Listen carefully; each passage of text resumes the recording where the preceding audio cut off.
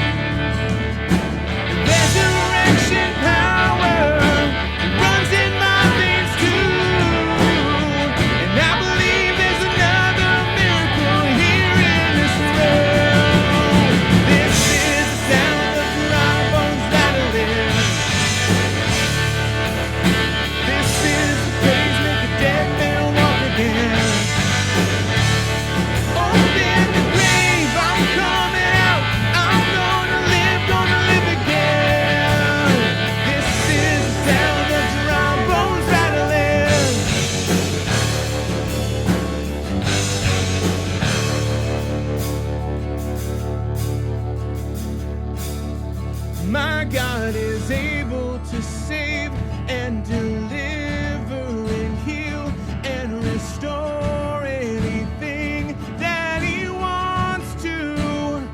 Just ask the man who was thrown on the bones of Elisha if there's anything that He can't do. Just ask the stone that was rolled at the tomb.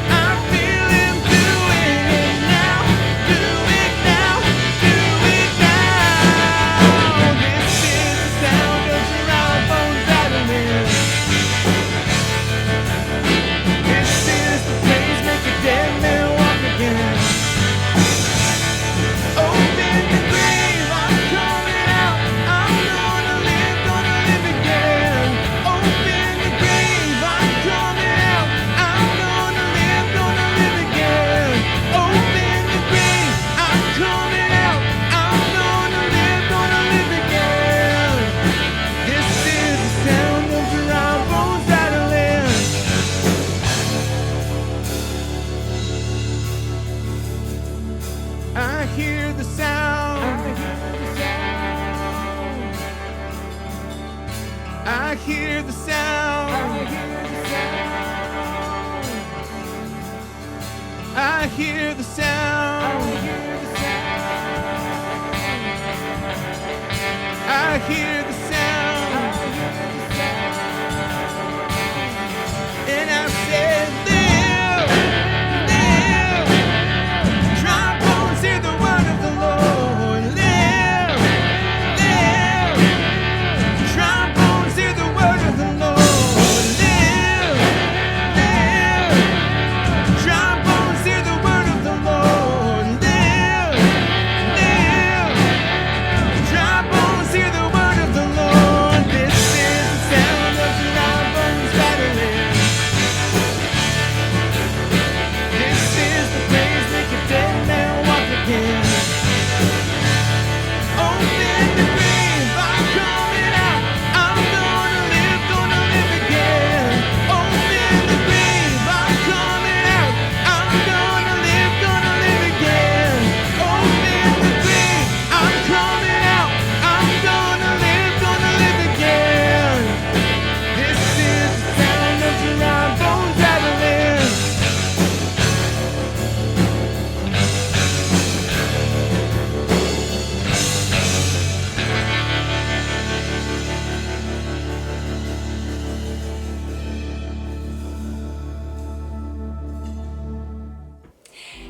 everyone. Welcome to 938 Online. I'm Rachel Short and I lead our discipleship and connections here. Happy Labor Day weekend. It is so good to be together. We are in the midst of a series right now called What We Can Do. And I don't know about you, but in September of 2020, I am just flooded with all of the things that I feel like I can't do. And it can be so easy to focus on all the things that we can't do. And our encouragement is that, man, we can do so many things. We can do e-learning. We can do this quarantine life. We can wear a mask. We can do all of those things. But there was a time when I felt like I really couldn't do much. I couldn't do much. And I'll tell you what, our staff team felt the same way, particularly when it came to recording things like this. And so take a look at some of the moments when we just feel like we could not do it. You think I should say something? I should probably say something. Okay. What's going on, everybody out there in internet land? What's going on, everybody? My name is Walter. Hi, everybody. All right.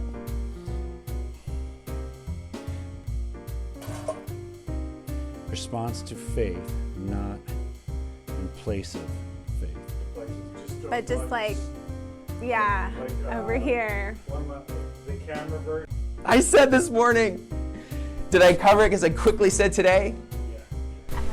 Should I stand? Maybe y'all go up and then I'll stand farther back. Read along with me. James 1, verses 1 to 5. Oh my goodness, I forgot to bring my scripture up here. Imagines himself or someone sitting there. Oh, dude. This thing timed out on me and shut off. Works are not a response to faith. Works are a response to faith, not in place of them. All right. Can give to really back to the ministry that God is doing to oh wow, I'm just talking now. Y'all go all the way up and then that way I'll be at a distance. My name is Walter, and this is Kristen. We're going to lead you in a song this morning. It's called Yes, I Will. So sing along in any way you feel comfortable, because I'm not going to know. Okay, hang on.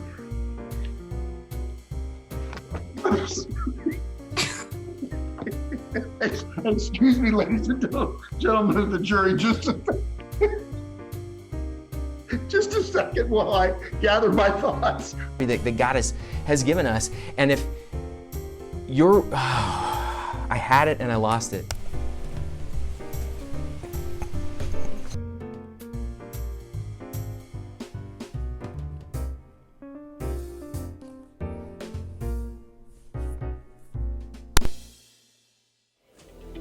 So if you ever feel like there are things that you can't do, rest assured the 938 staff team, we feel you. We feel you. If you're new to Project 938 or tuning in to 938 Online for one of the very first times, we're so glad that you're here. If you could just do us a favor and text the word 938 Connect to 97,000, this just enables us to follow up with you outside of a Sunday. We would love a chance to connect with you, particularly in this time, and make sure that you feel known among the 938 community. We, like I mentioned earlier, are in the midst of a series right now called What We Can Do, and we're walking through the book of James. James is the half-brother of Jesus, and Marc's message today is really powerful on wisdom. What is earthly wisdom versus heavenly wisdom, and his encouragement to be persons of peace. So it's so good to be together. Can't is everywhere we go. You can't go here. You can't go there. We can't stay closed. We can't stay open. They can't come over. You can't be on the fence. We can't make ends meet. We can feel like a prisoner to can't, but we don't have to be. What if we opened ourselves up instead of closing ourselves off? What if we looked for new opportunities instead of limiting them? What if, instead of pulling back, we stepped out and moved forward to listen, to grow, to love our neighbors, and to make our world better? What if we decided that can't stop us, and we chose can instead? What if we focused on what we can do?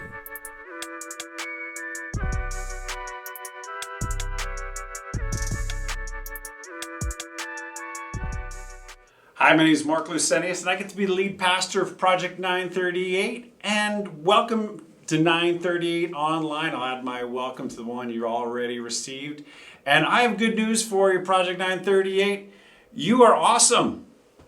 No, you are really awesome. In fact, you are too awesome. You're too awesome. Last week, we had a bigger crowd at the park than we did the first time, and we got so many people there that, well, we found out that we had too many people there. In fact, we broke the rules when it comes to parking, and we broke the rules when it comes to sound, and so we can't do that again. Legal label that a challenge, but right, we're trying to look at every challenge this season and see it as an opportunity, and we see an opportunity. So starting this coming Sunday, when we do Church in the Park again, we're going to move it into 2 services, just because we need to make sure we protect our relationship with that park. No parks in Westchester are allowing any churches to do any services. But Oakbourne likes us, and we like Oakbourne, and so we want to honor them and make sure we keep a great relationship there. So we're going to do two services. Actually, we're going to call them 2 gatherings, because we're going to change them up a little bit, because by going a little bit smaller, there's going to be some things that we're going to be able to do that we weren't able to do with a bigger crowd, where it's going to be a little bit more intimate. We're going to have a little bit of opportunity for interaction, and so we see it as an opportunity as we continue to grow, as we continue to go deeper, as we continue to sort of build our energy as sort of a launch team, because we are going to relaunch someday much more forcibly and with much more impact. But like right now, this is our opportunity to go deep. It's also an opportunity for you to bring friends to all these Church of the Park events. We're going to do them every other week through October. But we are looking forward to that. And yes, it's a challenge, but we'll make it an opportunity. You're going to have to register for this event. We'll obviously make it safe. You know, we need to match connection with protection. We'll do it right, but you will have to register, because there's going to be a limit to the amount of people who are going to be able to attend each event. So look for a link to do that soon enough. Well, let me get into the message, and this is what I'm going to do for the message. I'm going to solve a problem for you right out of the gate. I'm going to solve a problem for you, because I know this is, maybe it's around the dinner table where you're having this debate, or maybe it's not your nuclear family. It might be like the Thanksgiving table, or it's one of those things that you just kind of get into with your friends here and there. And you're on one side of this, and your friends are on the other side, and you're not so sure if you're ever going to be able to get on the same page. It might have gotten so heated that you can't even bring up the topic anymore. I'm going to help you out. I'm going to help you out solve the debate between concrete and asphalt material for road making. I'm going to get that thing taken care of for you, because I know it gets hot. I know, like, some of you are already getting anxious. I brought up the topic and you're like, what? I can't believe he's bringing up road making. Why do the pastors always have to talk about road making? I got you. Here's the deal. There's 2 kinds of roads out there. Ones that are made of concrete and ones that are made of asphalt. You know the ones that are asphalt, they're the ones that are dark, and they get lighter over time. The ones that are concrete, well, they're lighter in color. They look a little bit more like cement, because, well, they're made with cement. Asphalt roads are made with petroleum, right? And so they look a little bit more like oil, right? And so those are the 2 different materials. But what you don't understand is that they have a different impact on your driving experience. A concrete road is smoother. Therefore, you get better gas mileage. You do. The problem with concrete road is that it's a little bit more slippery. Asphalt has a few more bumps, and so your tires hold the road a little bit more, but you get less gas mileage. My preference goes to asphalt because it's quieter. Have you ever been talking to somebody on the phone and you're on asphalt and all of a sudden it gets to concrete and all of a sudden you're yelling into the phone because there's all this road noise coming from the concrete? Yes, that's the concrete road. So if you're curious, there's two kinds of roads. It's concrete and asphalt. Asphalt's also less expensive. I'm going with asphalt. I think I just locked that thing down. So next time you go to Thanksgiving, you can just, and this thing comes up and it gets tense, you just bring up this clip and I got this problem solved for you. I bring that up because we can go into all sorts of different, there's two kinds of people in the world. There's two kinds of road in the world. There's two kinds of, well, today we're going to talk about two kinds of wisdom. And Scripture is really clear. And understanding the right kind of wisdom has a specific impact on your life and my life. And it's peace. I think everybody would like to have a little bit more peace, like the deep down centered peace in their hearts right now. I read like a geek on this stuff, and across the board, Americans are depleted. Depleted in a way we've never known before. You're depleted, I'm depleted, and this kind of loss of energy, whether it's extra decisions or extra division or this or that. I can go through the things. All of us are a little bit more depleted. And so every time you're with me, you're just not with as good of a version of me as you might be used to. And when I'm with you, I'm not with the best version of you. Why? Life is hard right now. Life is hard. And all of us, if we're honest with each other, with ourselves, we're longing for some real, genuine peace. And this passage is going to talk about how we get there. Before we get to the passage, I want to just reset us to this series we're in. We're in a series called What We Can Do. Part of what's been depleting us is the things we can't do. And a lot of us, whether it's just, it might just be a lack of relationships. There's a lot of things we can't do. But there are things we can do. We can choose joy. We can listen. We can learn. We can learn how to use our influence well for other people's lives. And today, we can find the wisdom that leads to peace. So we're reading through the a letter from James. If you don't know who he is, he's the half-brother of Jesus. If you ever wondered if Jesus was real, well, his brother believes that he's the Son of God, and if you can convince your brother that you're the Son of God, well, I might believe that too. Well, James is all in following Jesus, and he's teaching to some young believers in the faith who are trying to figure it out, and just like we are. And let's hear what James has to say in James chapter 3, verses 13 to 18. James 3:13 through 18. Who is wise and understanding among you? Let them show it by their good life, by deeds done in the meekness that comes from wisdom. But if you harbor bitter envy and selfish ambition in your hearts, do not boast about it or deny the truth. Such wisdom does not come down from heaven, but is earthly, unspiritual, demonic. For where you have envy and selfish ambition, there you find disorder and every evil practice.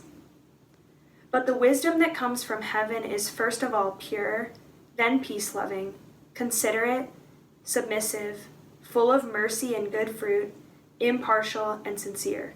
Peacemakers who sow in peace reap a harvest of righteousness. So there's two kinds of wisdom that this passage teaches. Two specific kinds of wisdom. And we're going to walk through the differences between the wisdom, the differences are. And then we're going to talk about, okay, how do we find peace? How do we find peace? All right, let's first talk about it. Wisdom, in some ways, is kind of like a process, right? Because the passage talks about the fruit of these two different, each version of wisdom has its own fruit, right?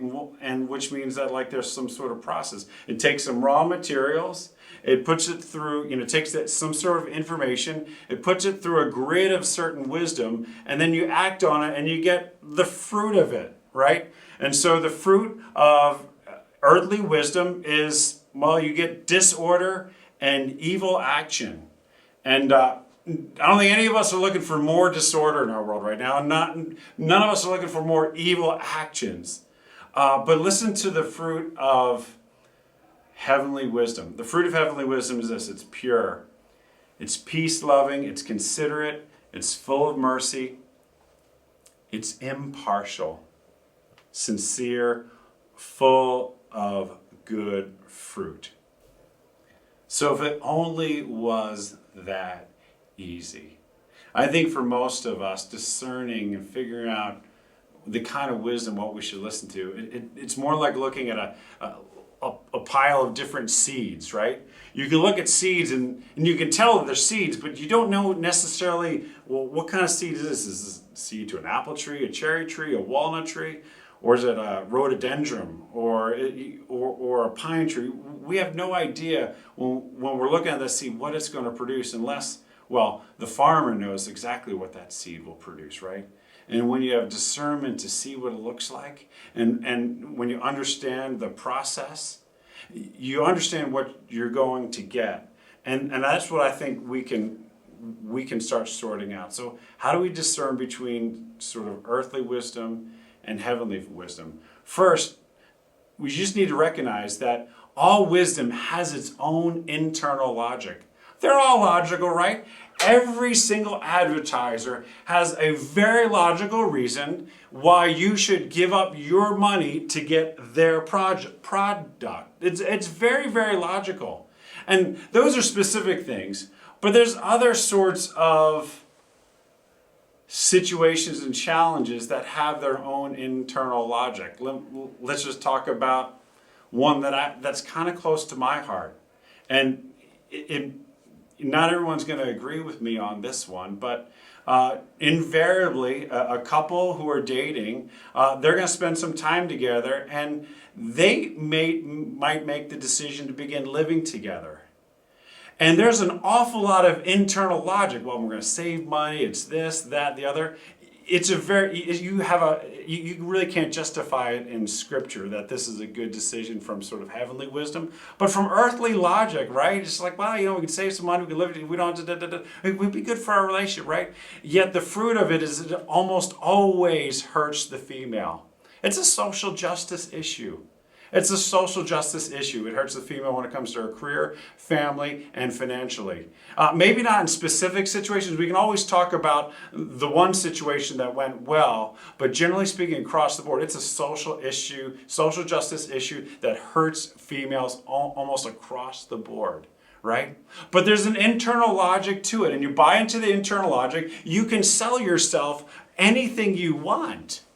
You can build an internal logic with earthly wisdom that you can buy into. But in that case, generally speaking, the fruit hurts people. And that's the case in other situations as well. The difference between heavenly wisdom and earthly wisdom is that heavenly wisdom assumes the activity of a very good God who is active in the world. And is moving history in a particular direction, who has a purpose for your life, who cares for your life. Earthly wisdom limits one of those things. The passage describes how earthly wisdom, well, it's earthly, it's unspiritual, and here's a word you might not have used recently: demonic. It means that, earthly means that it's rooted in the idea that, well, there's not really heaven. We have to kind of live for now. We have to live for this spiritual moment. We live in an unspiritual, secular world. We just need to solve. And, whatever most recent article we might have read on the internet probably is going to give us the way forward. Or worse, the article we find on the internet that justifies the decision we really want to make, well, that's the wisdom we're going to go with. But let me go to this word, demonic. What does that mean? What it means, and this is historic Christian theology that pretty much every tradition has spoken of from the beginning of the faith, is that we have a spiritual enemy who rules this world, who is behind the brokenness, the pain, who's the author of lies in this world. And there's a system of darkness that has built itself up in this world that opposes God's purposes for your life. So you get the purpose of God in your life is for you to know and to be ravished by his love in such a way that you become such a spiritual influence for good wherever you are, that God's love continues to be known and experienced, and hearts and minds are transformed. Well, you just need to know that there's opposition to that in this world. It's demonic. There are spiritual forces that oppose God's purposes. And there's nothing better that the enemy could do than to convince Christians to divide from one another, to put their hope in political power, to somehow maintain status quo, to put their hope in maybe that next vacation, spending that next money, to be just as good as everyone around them. We know that earthly wisdom is activated when it says here, if you harbor bitter envy and selfish ambition in your hearts. Envy catalyzes this earthly wisdom. I don't have enough. God hasn't been good enough to me. Therefore, I'm going to rebel against him and I'm going to choose a different plan. And what that means is that when we choose a different plan, we are deciding to oppose God. We're joining the enemy in the rebellion against him. When we choose earthly wisdom over God's wisdom, we are fighting against God.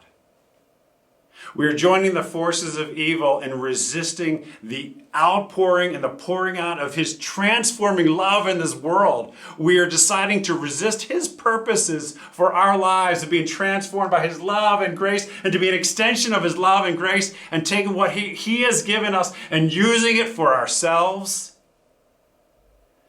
and resisting his purposes for our lives. And that's why the fruit is, well, it's disorder, and you might not be a part of evil practices, but it might just be that you're maintaining the status quo of Christians who live Christians that live disconnected from their purpose, live lives that look just like everybody else in this world, live lives of no spiritual influence at all. Why? Well, you're activated by envy and selfish ambition. Hope to get a little bit more out of everything for now. And what James, the brother of Jesus, the one who saw Jesus rise from the dead, who understands that this world is being remade by God, would say, you're wasting your life. You're absolutely wasting your life on that earthly wisdom. It will fail you. But he describes what heavenly wisdom looks like. The passage says, heavenly wisdom looks like this. It looks like peacemakers who sow in peace, who reap a harvest of righteousness. Well, what he's thinking is he's using the imagery of a farmer. And the farmer understands that, like, if I put a certain kind of seed in the ground, that's what's going to come up. And he understands what that looks like. And so those with heavenly wisdom, what they do is they sow with peace. Why? Because we recognize if we sow in peace, we'll get peace in return. If we sow God's purposes and we sow with the intention of peace, we will get peace in return. We do not, as Christians, we do not sow in order to win. We do not sow in order to gain. We do not sow in order to gain ideological ground. Our goal is righteousness, and we sow in peace. And our means are peace. So we do not choose earthly wisdom for our means to try to get heavenly ends. That never works. We don't use the world's ways to try to get heaven's rewards. The world's ways will only give you the world's rewards. And it'll just perpetuate the demonic rule under which we live. The means of peace are inseparably tied to the ends of peace. Heavenly wisdom never chooses earthly means for heavenly ends. You cannot get there. James talks about a harvest of righteousness, a harvest of goodness, a harvest of a satisfied soul, a harvest of a satisfied life, the harvest of love, joy, peace, goodness, faithfulness, gentleness. In this passage, it's purity, it's peace-loving, it's considerate, it's full of mercy, it's impartial, it's sincere, it's good fruit. All of us want more of that in our lives, right? And what James would say is, are you going to choose the world's ways, the world's wisdom on this one, or could you trust God for heaven's wisdom? On October 16th, 2006, over just not far from here, about 30 minutes away in Quarryville, at the Bart Fire Company, about 100 people gathered in one of the bays where they typically keep a fire truck. And the parking lot had some cars there, but it was most notably filled with horses and buggies. Because 2 weeks before that, a man named Charlie Roberts entered into an Amish schoolhouse, dismissed all of the boys, tied up all of the young girls, and then shot every single one of them before taking his own life. You know this as the Nickel Mine shooting, and it just destroyed. I mean, it was an awful tragedy on so many levels, and the world heard about this, but the world in particular heard about the Amish who notably stepped forward, not with their righteous indignation, not with their anger, but with their forgiveness towards the man who had killed their young daughters. And now, in that fire company, you had the family of Charlie Roberts, his wife, his parents, his wife's parents, and then you had the parents of every single one of those folks who had lost their daughters and family members.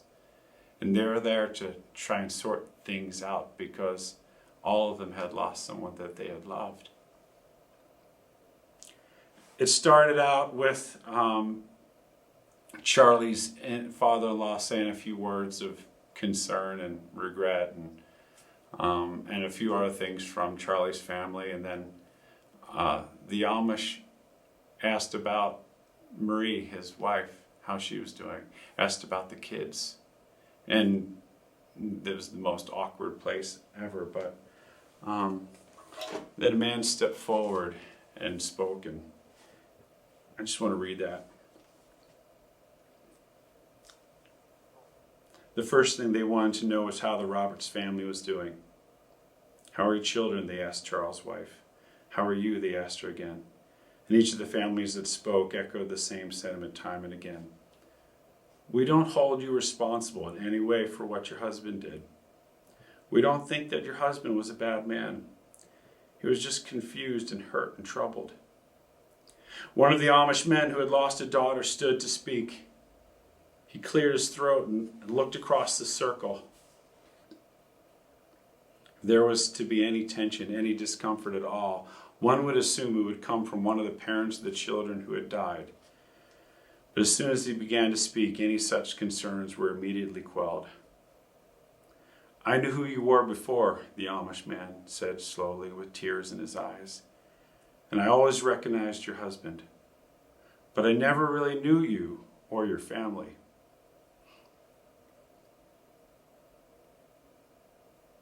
I want to welcome you and your family to come to my home anytime you would like.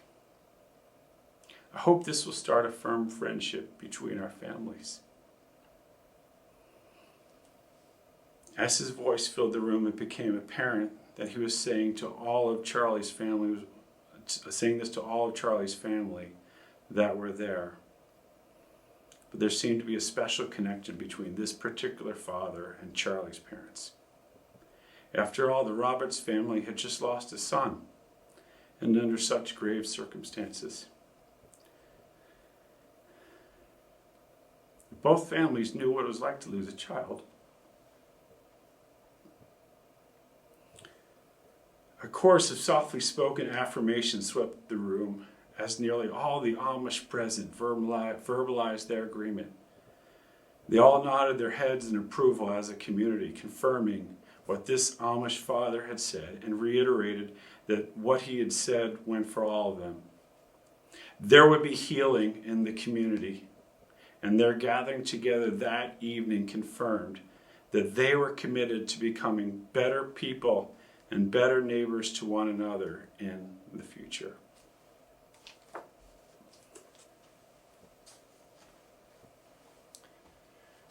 That meeting could have gone anyway.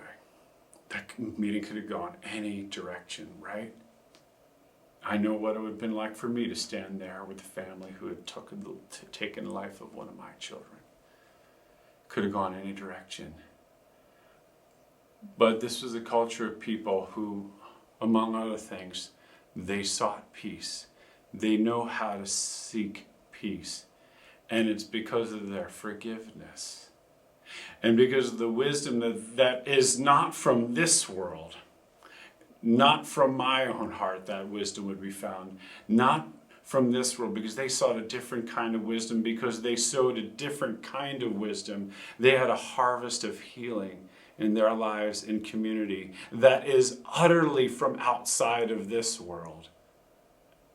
Utterly from outside of this world.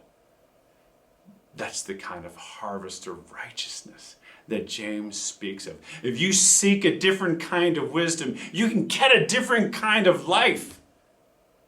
We have all kinds of challenges right now, and all sorts of things have been taken away from us.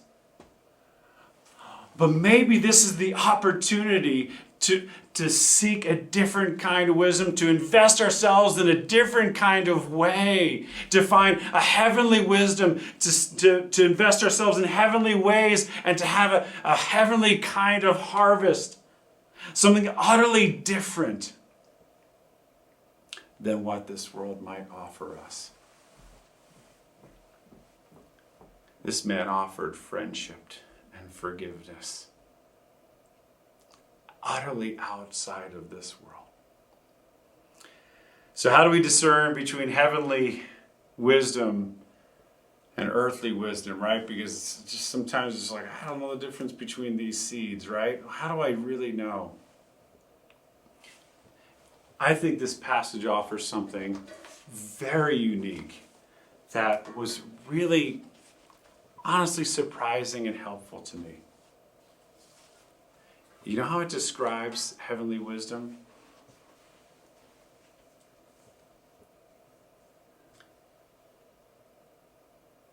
In the meekness that comes from wisdom.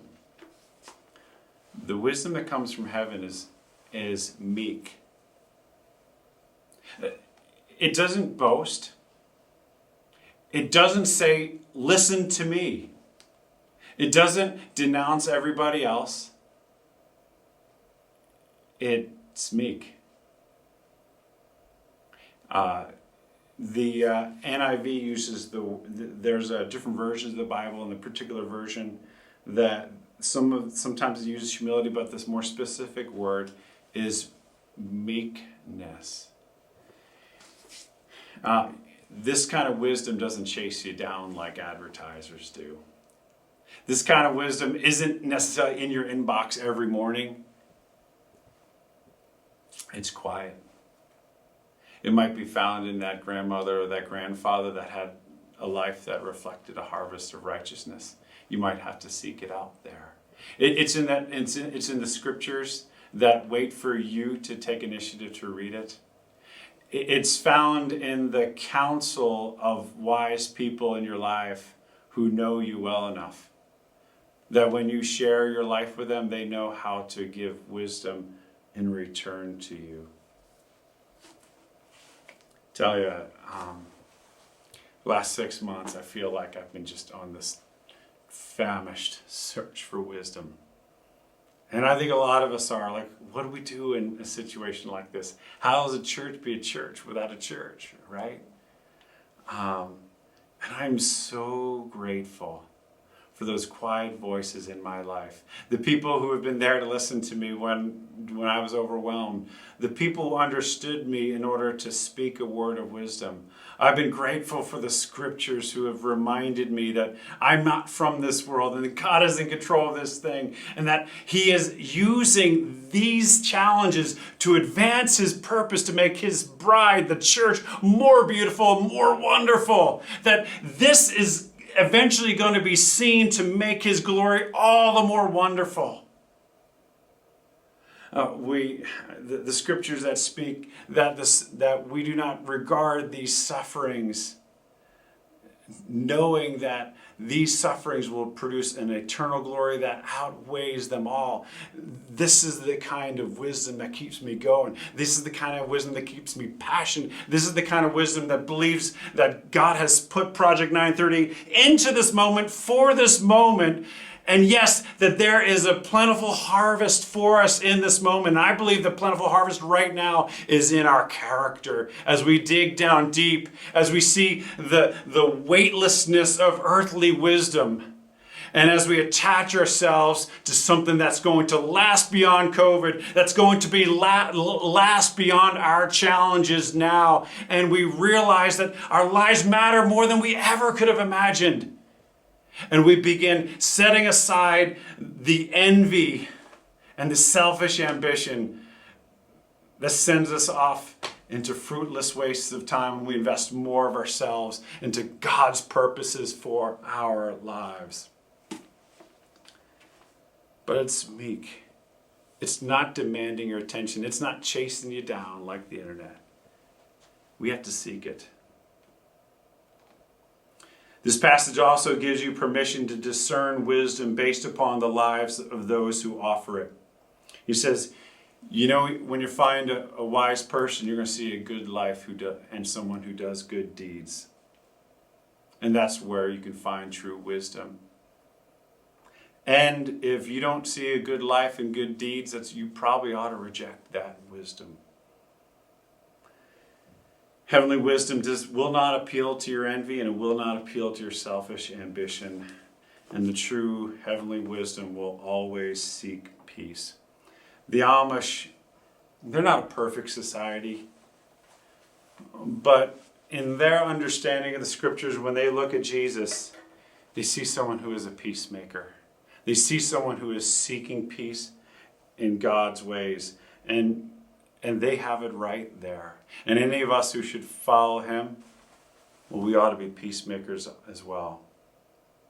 God, our Heavenly Father, could have joined that meeting at the Bart Fire Company because He also knows what it means to lose a son.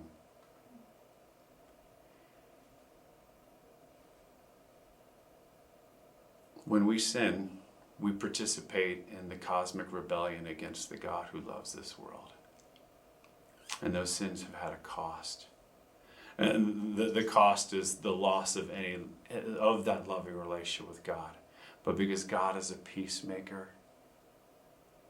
He gave His one and only Son to die at the hands of sinful men in order to pay a price so that we can experience His forgiveness. So that those who find themselves in Jesus will know themselves not to be the cosmic rebels and enemies of God, but the ones who can be touched and transformed by His forgiveness. And as those who God would extend friendship to. We are ones who have not just been forgiven by God, but He extends friendship and He invites us into His home. That we might learn His ways, and we might learn his heavenly wisdom, that we might learn his peacemaking ways, that we might be peacemakers. And in this world, as we seek his ways, his wisdom, his purposes will continue to expand. His ways will continue to grow. And yes, his love will never fail. It will continue to extend for the transformation of our hearts and the transformation of this world. And to that end we look. Let's pray.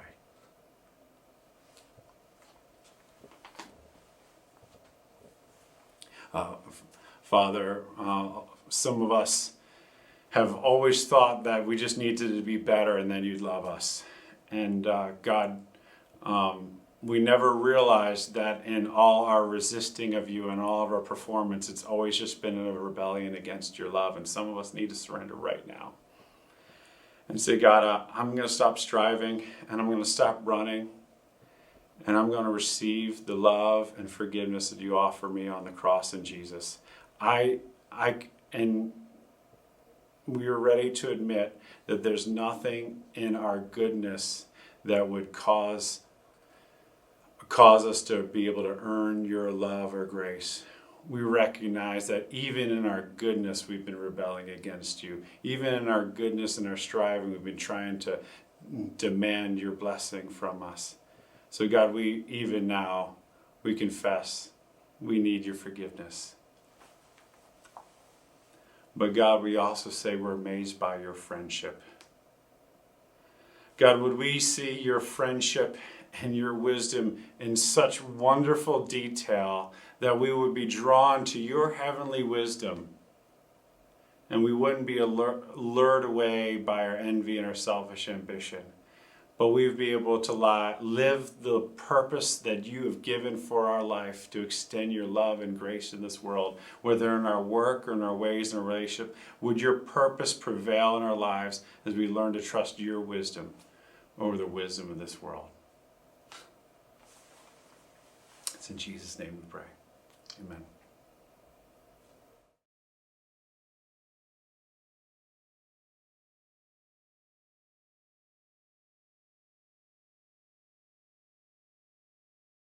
So we pour out our praise to you only.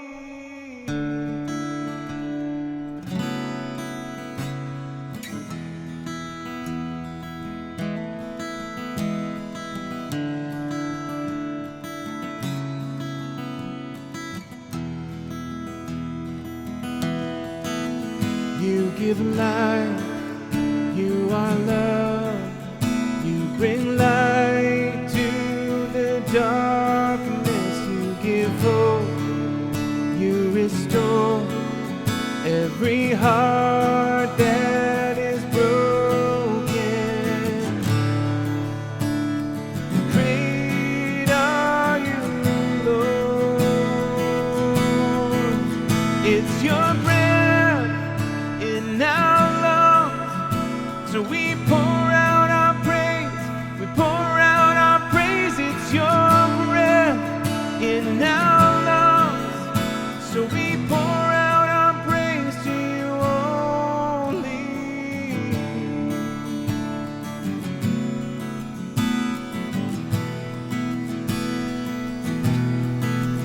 You give life, you are love, you bring light to the darkness, you give hope, you restore every heart that is broken.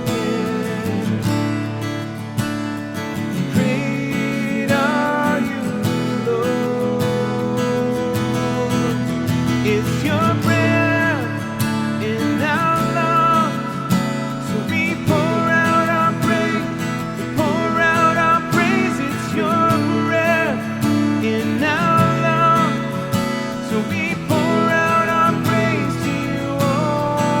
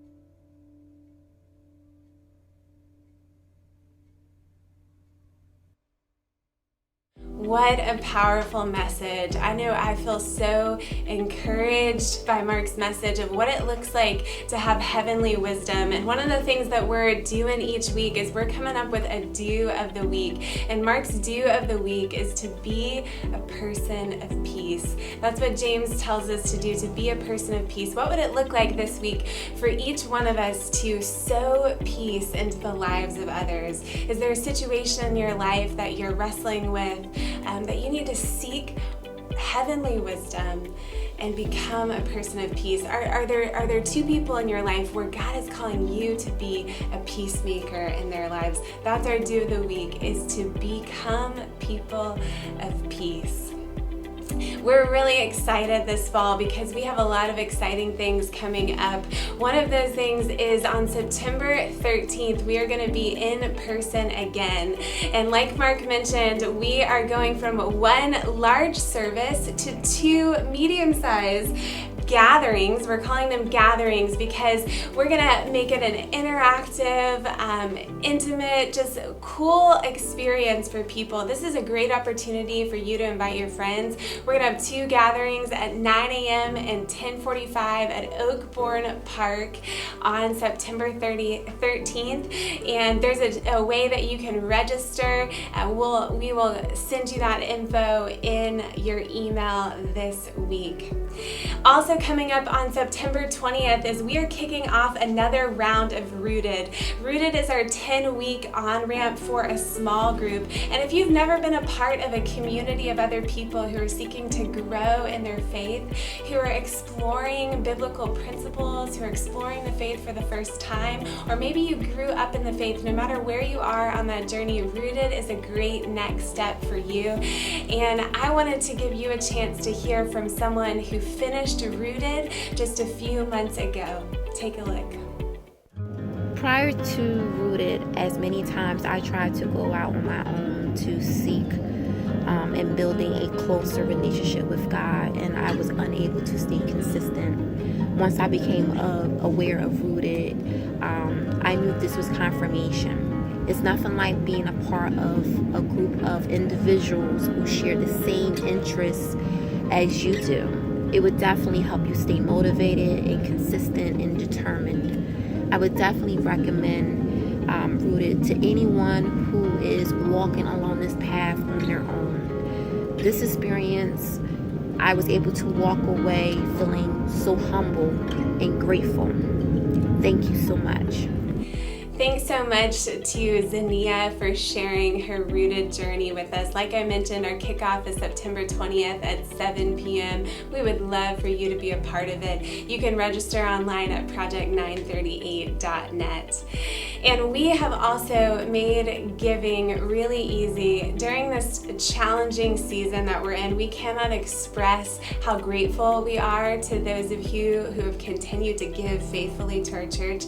And my encouragement to you is, if you are not yet a regular giver, would you consider becoming a regular giver with us? You can do that by just clicking on the link that is in the chat, or you can go to 938give.net, or you can even text the word 938give to 97,000. We made giving really easy, and your giving is changing lives. It's helping people find their way back to God.